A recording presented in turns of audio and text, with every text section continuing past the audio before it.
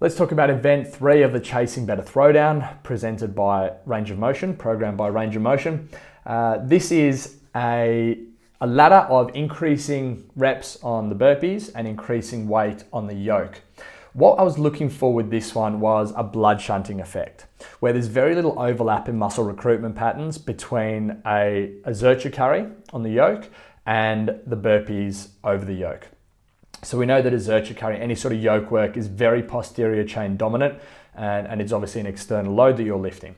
Whereas the burpees are more anterior and push-based dominant, and obviously you're moving an internal load, your body weight, as opposed to an external load here.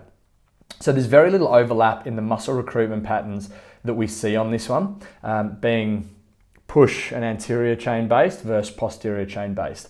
So the idea is that it should become a good test of conditioning. As we shunt blood from one group of muscles to another, from one movement type to another, it should be a good test of conditioning. But of course, it's also a test of your absolute strength, because this yoke is going to get heavy. It will turn into a strength event, into an absolute strength event.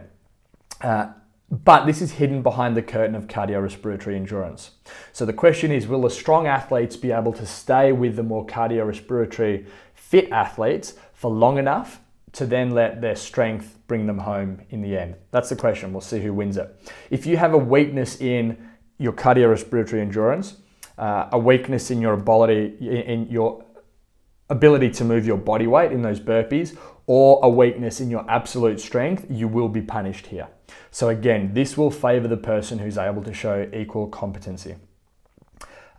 Interesting to see the strategy on this. It will get heavy. Do you go out fast and try and get a lead, or do you go out a little slower and then try and rely on your strength and bring it home in the end?